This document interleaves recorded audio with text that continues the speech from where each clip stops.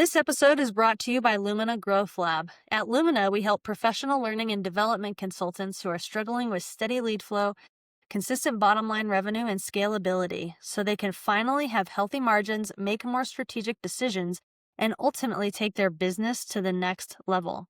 Most of the time, our clients come to us frustrated because nothing seems to work outside of word of mouth and referral-based growth.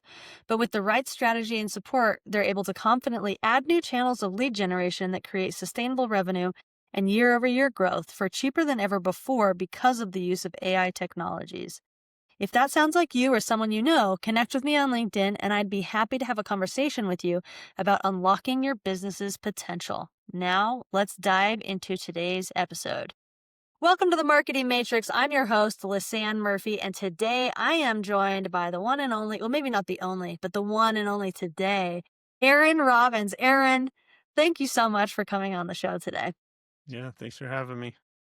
Guys, I'm really excited for you to hear from Aaron and learn from him. I met him a few weeks ago, and I was absolutely blown away by the level of thought that he puts into his work, the amount of things that he's doing. Like, I still question if he sleeps at night, and the impact that he's trying to make in the world, and really honestly, like the passion that he has for it. Like, he has a true passion for making an impact and for creating change for people. And he does it not just on a business level, but on an intellectual and educational level with what he's doing. So I'm really, really interested to get more of his thoughts and learn from him with you guys. So let me take a moment to introduce this powerhouse of a guy, and then we will let him take the mic and take it away.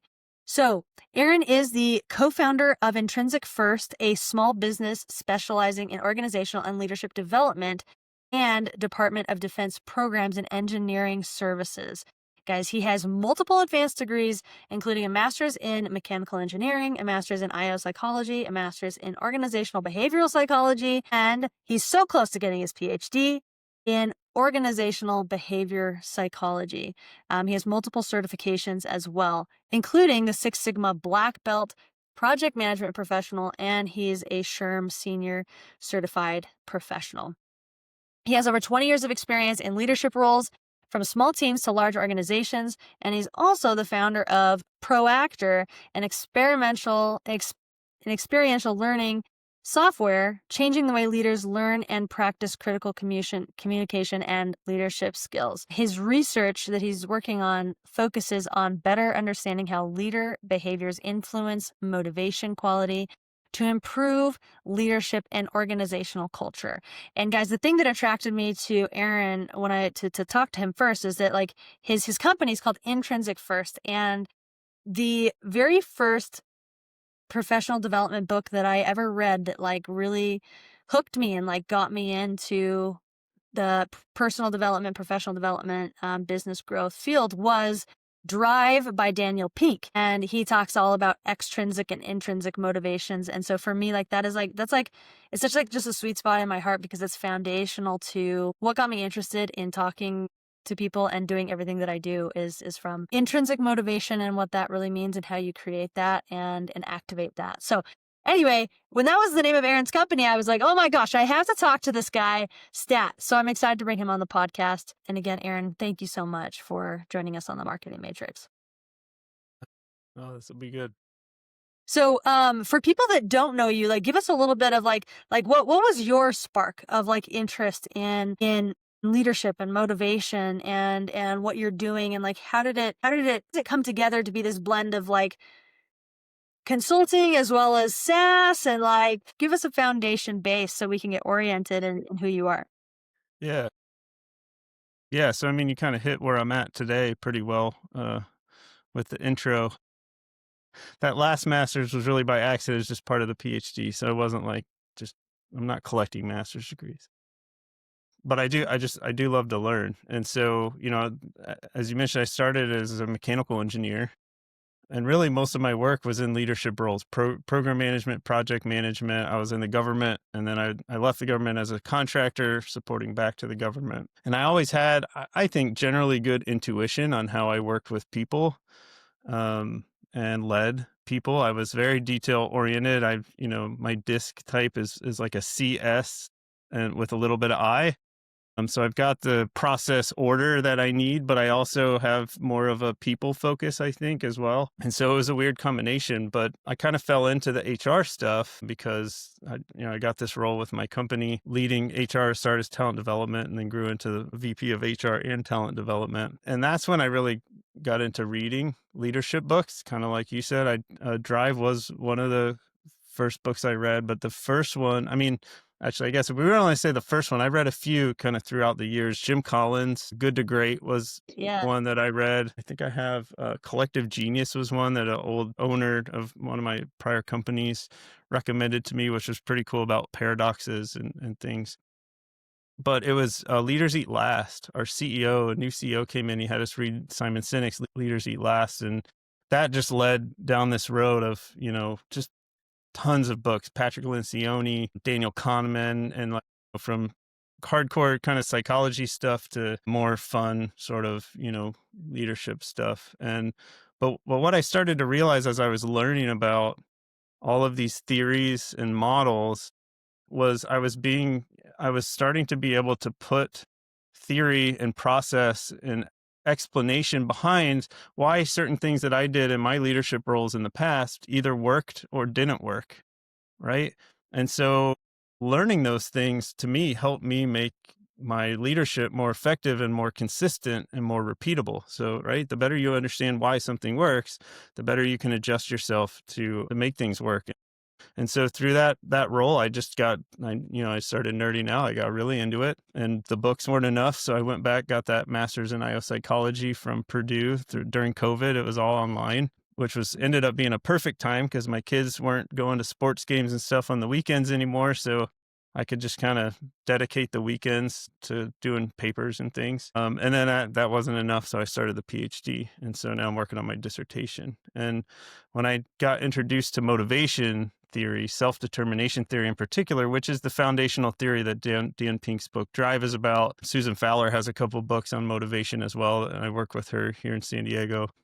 But yeah, I mean, it's so foundational, like you said, the understanding how motivation works, why we do what we do, feeds into everything that we do as a leader and just in organizations. And so, yeah, I've been just continuing to do that and loving it.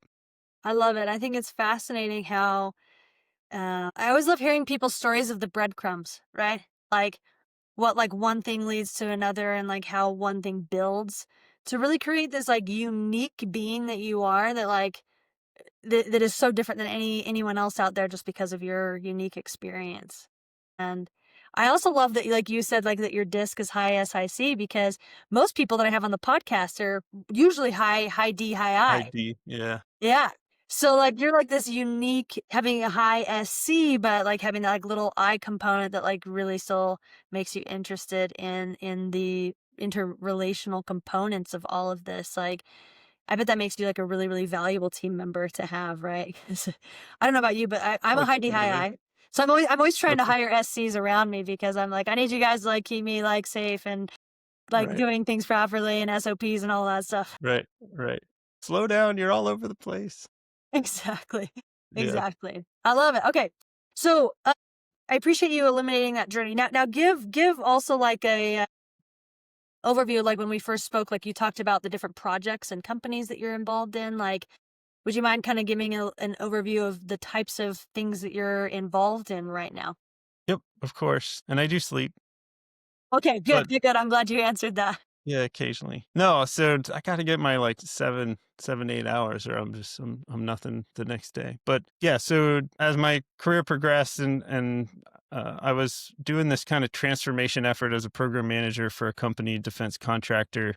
While we were doing that and through COVID, we founded my business partner and I were working together on that, and we decided to start a company together that was Intrinsic First, and we started that in 2020 because my whole background in network was in defense contracting. I had quite a few contacts reached out. We were able to get on a few contract bids, and we ended up winning our first subcontract in 22. And at that time, my business partner, Jimmy, left the company we were both at full time as we were kind of bootstrapping the company up. And he went full time direct billable to the client. And we started with a handful of employees, and that's grown a little bit. So we have about 13 people billable now on in our company doing government support. So it's, finance, contracts, project management, administration, system engineering, that kind of stuff for the Navy. And then as the other company contract faded or ended and transitioned, I ended up putting most of my time into my company. And I was focused on trying to grow this leadership development, organizational consulting type of offering. And as you probably know, sales is hard. And I was learning as I went, and bootstrapping is not the fastest way to build a company when you don't know what you're doing in sales. And you're, I was gonna say the fact that you're even, like, attempting sales, I'm like, yeah, "Nice, Aaron, nice." yeah, yeah. Yeah, it's been interesting. I'm getting better. I can go to networking events by myself now. I don't need backup, and I can go talk to strangers occasionally. But Hey, even as a high D and high I need backup. You need someone to, like, give you an exit, you know? I right, mean, backup's important no matter what your disk profile. right. Yeah, yeah. I had an old colleague. We used to go to this networking event it was a recruiting thing, and we'd always have like 3 or 4 people. And so he would always stand up and make a joke. He's like, and we travel in packs in case a fight breaks out. But yeah, so that's kind of the main thing. Jimmy was doing the billable work and running the contract. I was running operations for the company and trying to grow this leadership side. And I was getting a little traction, going in the warm network, talking to some of the prior companies I worked with and things. But generally, we tried going to a few conferences, and it was tough. Um, so then in my quote, spare time, I started, I've had this idea for years where I wanted to do role play. And as AI started becoming more, achievable to use, or, um, easier to get at and leverage, started thinking about, man, we could use this stuff to do like role play experiential learning. And there's a huge gap from my perspective in leadership training, where you send people to training and then they come back to their office or their job, and they're right back into their old habits, because there isn't that reinforcement there, which you got to have. I mean, typical training, even a good one, you're going to get up to maybe 20% retention out of it. And so you need that reinforcement. We're trying different things, but with AI, it's more scalable, because most companies cannot afford to get live coaches for every single leader, not to mention up and coming leaders. And so I talked to a programming company, and they wanted like a couple $100,000 to build out the idea. And I was like, I wonder what I could do with myself. I took a couple programming classes back in, you know, whatever, 15 or 20 years ago in engineering school, but I know nothing about the syntax or anything, but I understand the general logic. So I figured out how to, just start using ChatGPT to learn, which I think we need to do more of. A lot of people now, you hear about the younger generation or whatever, right, coming in, and they're using ChatGPT to like get out of having to think or work.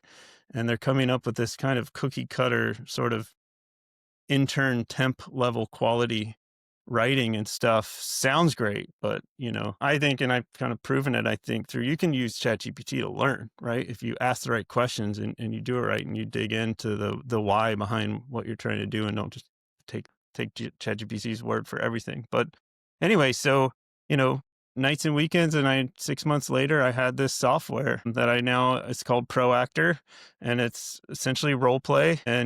So we've got a few companies now piloting it, and imagine, just like we are right now, having a conversation, but I would be an AI, and this would be like, you're the leader, I'm the employee, and this is a scenario that I'm having an issue or a conflict with an employee, or a performance issue, and you have to sit down and talk to me about it.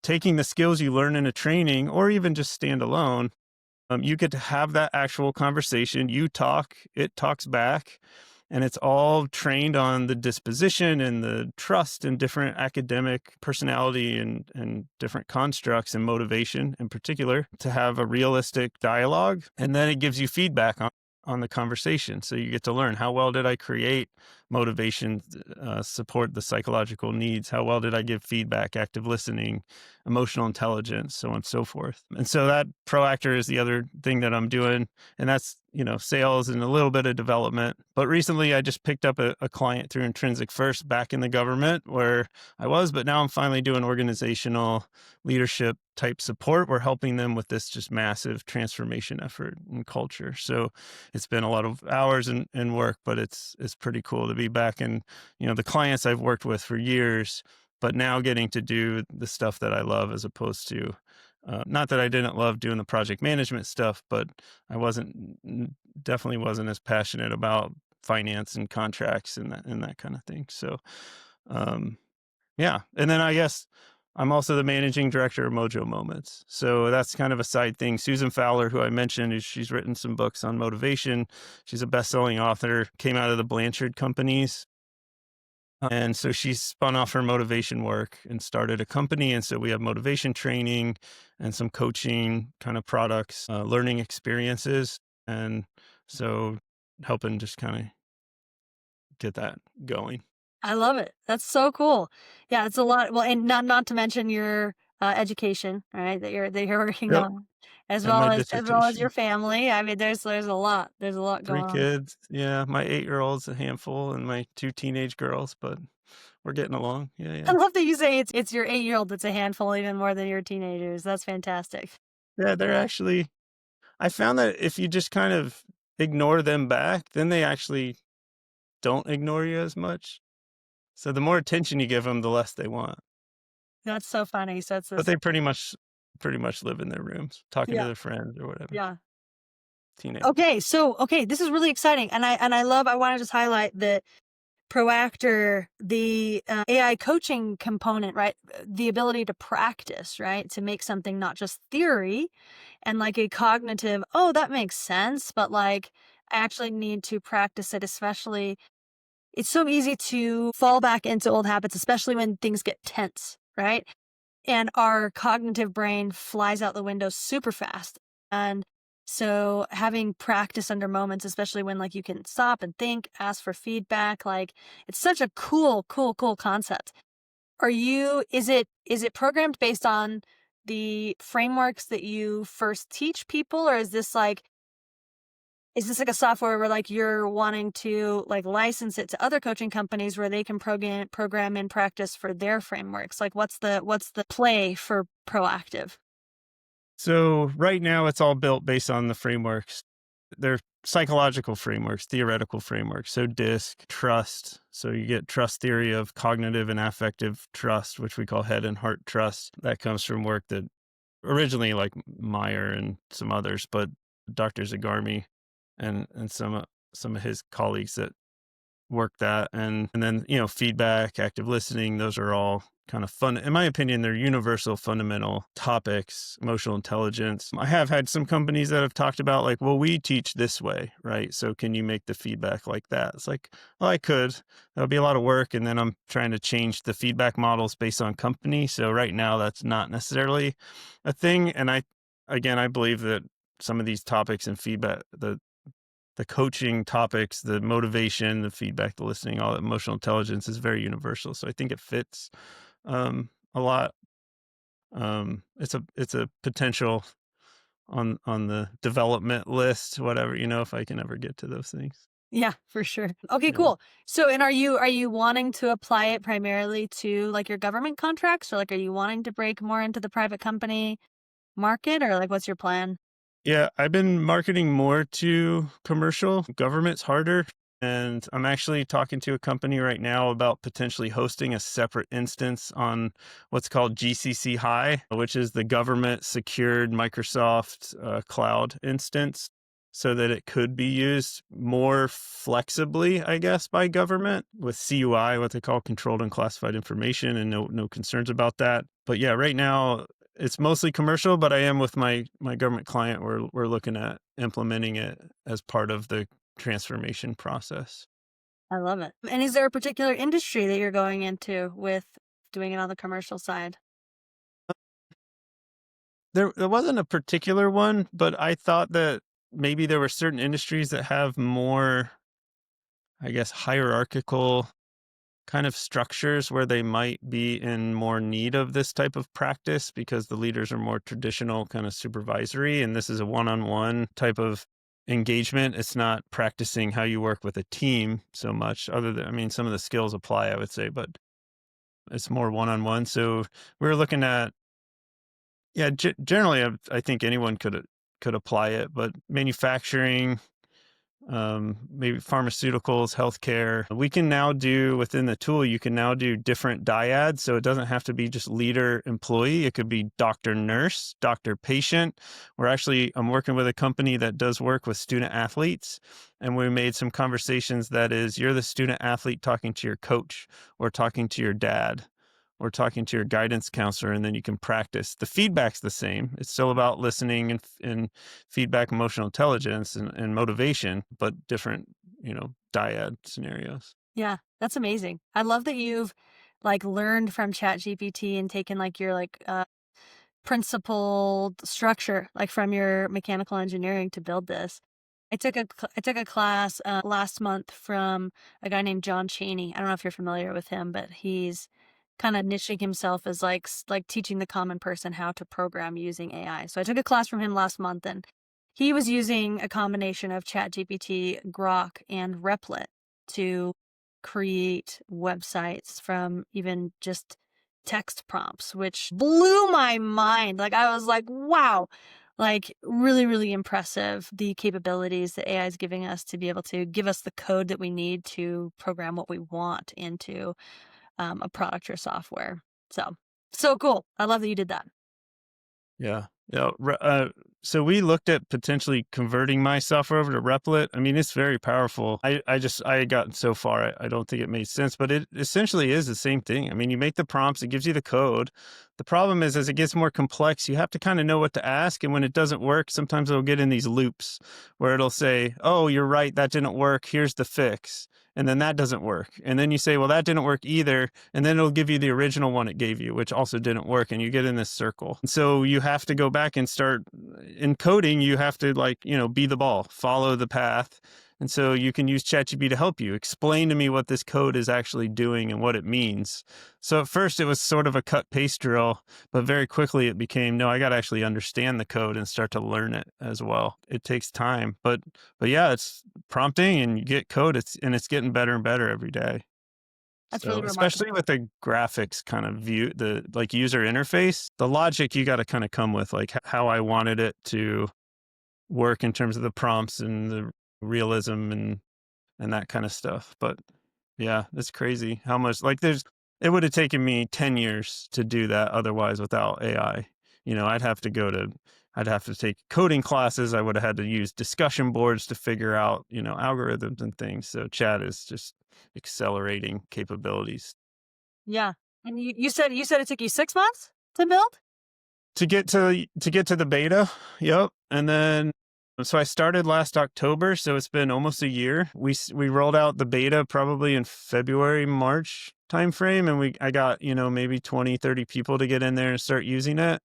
And then I brought in actually one of my employees' brothers is UI UX guy, digital marketing guy, and he helped me, and he used Replit to come up with kind of a new user interface look.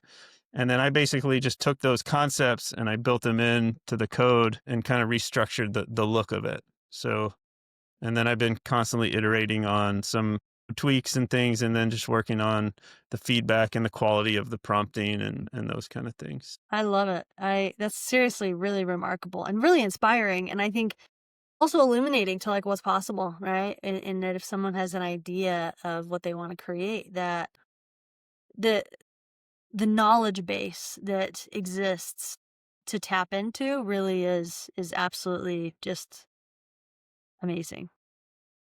But yeah, I for love it. sure. So, do you, since it's like a consultative as well as SaaS play, like how are you working the contracts? Like, are people paying for it like more like a consultative approach, and like they have these contracts that are over a few months, and Proactive is a tool to help reinforce those frameworks, or like are you leading with the SaaS offering and the coaching is is on top? Like, how are you structuring the deals? Yeah, so both ways, I would say. The cold marketing that we're doing through LinkedIn is bringing in some companies where we're talking with them specifically about the tool. And so that's subscription based. So, so far we've done essentially pilots, right? So we'll do anywhere from 4 to 15 licenses, roll it out. We do a kickoff meeting where I throw in some free, complimentary, whatever. I throw in some motivation training as well as a kind of a quick demo to get them up to speed and kind of off and running, make sure that they're able to get into their accounts. And then it's subscription based. And then we'll see if they want to, add on other training. Cause, obviously if we're giving feedback on motivation, if we're giving feedback on feedback, on active listening, we have courses and workshops for all that through Intrinsic First. And so from the Intrinsic First side, that's the services consulting side. We've also had a couple organizations where they came in wanting training or consulting, like the government client that I'm working with. Their core aspect is we're working, trying to define and improve our culture and do organizational strategy. And so we've added in the Proactor licenses as part of that. And then that, gets billed to Proactor. So it's kind of both ways, I guess. That's great. I love it. So, and do you have like is proactor like your main focus in terms of like what your initiatives are for It moving into was 26? It was for a couple months until this government contract came up. And so it was an old colleague of mine that I used to work with when I was in the government, and they, got wind and found out that I was doing this stuff now and then moved into organizational psychology. And so that, I was already doing 40, 50 hours a week running my company, doing Proactor stuff. And I had a decent amount of time to do Proactor and I was starting to get some momentum. And then they were like, we want you full time. And I'm like, I can't do full time. Like, well, whatever you can do, 3/4 time or whatever. And then just build, make it full time and maybe you bring in someone to help you or something. And so, it was just too good to pass up. And as, friends of mine really that, I want to help out. So since that started about a month and a half ago, maybe that's taken a lot of my time. And so I would say Intrinsic First is now again my priority and Proactor is sort of a secondary piece. But, I would love to see Proactor continue to grow. I really got into and started loving the coding. Sometimes days got pretty frustrating when something wasn't working right, and I was cursing out ChatGPT and getting very frustrated and had to walk away. And then you learned like sometimes you just got to walk away, go to sleep, and come back the next day, and it just all of a sudden you're fresh again and you're good, and it's like okay. But yeah, I love that, and just what it's doing. I think it's got wheels that it could be a huge impact. And yeah, it's to like you were talking about purpose in the very beginning. The mission, my personal mission, and it's our mission for Intrinsic First is to make the world a better place to work. So through leadership development, organizational development, I think all these things have that potential. Yeah, I totally agree. I totally agree.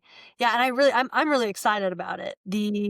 I think what it can prove that AI can do for the L&D industry, as well as the capabilities that it has, like you said, to like drill things home. Like something I'm thinking about all the time is like, how do we make change permanent, right? And I think it's something I've even told myself is like a lot is, man, like I know way more than like what actually is showing up in my life sometimes, right? And I think a lot of it just comes down to the reps. Like you've got to get in the practice. So yeah, I just love that you've created a tool to solve that need. Yeah, and it's funny that, organizations, they send all these employees and spend literally billions of dollars training their employees, and then they don't follow it up with any type of reinforcement to make sure that it's being developed and institutionalized into a habit, right? Habits and behaviors.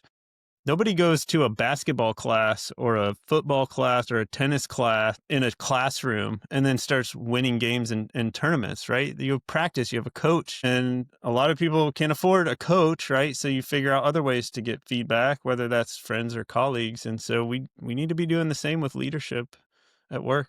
And so this is, one way to do it. I love it. Amen. Preach. Yeah, yeah. So what do you feel is the biggest impediment or a stop to getting Proactor to the level that it's capable of? Sales is hard, man. You know, what I've learned is that you can have an amazing product and not sell it and not get it out there if you don't do the right things when it comes to marketing and sales and just persistence, even sticking with it, right? Because sales is just a minefield of rejection and ghosting and all this stuff. And people, including myself, we're just getting bombarded with messages. I get my quarantine and my junk folder combined, I probably get, 50 spam messages a day. Like, no joke. Like, it's crazy. It's more than I ever even want to look at. And so even if something does fall in there that like I see, and then on LinkedIn now you get multiple messages, I think definitely weekly, if not daily. And so it's hard to like, figure out what's the right way. So, I've been told go to smaller networking events and go to, I actually just yesterday went up to LA and I spoke with a group of CMOs, chief marketing and business development officers for law firms through this collaborative group that they do and spoke to them over like a lunchtime. So I'm working those different things. But anyways, to answer your question, I think sales is one of them. The sales and marketing, just you gotta spend money to make money to a certain extent. So being willing to take that risk and put the money up front on the government contract side, you get a government contract awarded. I mean, you're putting in your time to write proposals and things, but it's not so much hard cash unless you're actually trying to hire someone to do it for you, but we could do it ourselves. And so once a contract's obligated, you have to loan the company money to make payroll until you get paid. But that's very different than putting money into a company where you don't know if you're going to get paid because you have to actually make the sales. So I don't know. I think that's one of the toughest things. Yeah, for sure. Absolutely. Yeah. Well, and the momentum, the energy required to start momentum. I mean, as you know, even just from the creation aspect, let alone the selling aspect, like it's massive, right? But yeah, I love it. I love the journey you're on. It's Yeah. really exciting. What's been your one of the greatest lessons you've learned about yourself in this process? I'm constantly learning more about myself in terms of disposition. I used to think of myself more as kind of a I type of person, like more extroverted, like a little more extroverted than introverted. I thought of myself as more proactive, or sorry, optimistic than pessimistic. And I still like to think that I'm a more learned optimist. But as I learn more about how this stuff works and applying it and helping others, I also am realizing more about like, no, I actually am pretty pessimistic. Like, not in necessarily in a bad way. I mean, detectives and certain jobs like auditors and things, if you're not pessimistic, you're going to be terrible at your job, right? You have to have that gut to want to challenge everything and question things. And so you have to know when to get out of your comfort zone and when not to. So I've definitely learned a lot about that and probably time management. And actually, I guess the biggest thing now that I think about is probably handling stress and knowing when it's too much. I've always, up until a few years ago, I was always able to handle all the things I wanted to do. Like I would put in lots of hours, but from a motivation perspective, I had high quality motivation. I was optimally motivated. So it wasn't work. I was generating vitality. Physically, I might have been tired, but my brain was just, running. And I got to a point a few years ago where I had officially taken on more than I could and things started to fall through and like big things. And that was a good learning experience. Like, no, I have to prioritize and I have to pick something. I love that. Yeah, and that I think it's interesting. It I've found in my experience, it almost requires those moments to like really drill into Hmm. what do you really want? What really, I love how you said like it's vitality giving. Like, what is vitality giving? What needs to be dropped or delegated, you know? Yeah. So, yeah, really powerful. I love those Mm, lessons. So good, so good. Well, Aaron, I am very confident that we could talk for a long time on many of these subjects, and definitely. it has seriously been just such a joy to have you on the Marketing Matrix and to share your background as well as what you're working on and your goals and dreams for Proactor. And I'm really excited about it. So thank you so much for coming and sharing about your project and about your life. And I hope to have another conversation with you on the marketing matrix. Yeah, for sure. No, thanks for having me. This was great. So how can people find you? And you got a lot of things going on. So where would you prefer people to connect with you if they're interested in following your journey or getting access to the software? Sure. I mean, there's lots of ways, like you said, and I won't spell LinkedIn.com, but I'm on LinkedIn. Of course, that's probably the best way publicly to get a hold of me. My email is just Aaron at intrinsicfirst.com. So people can email me.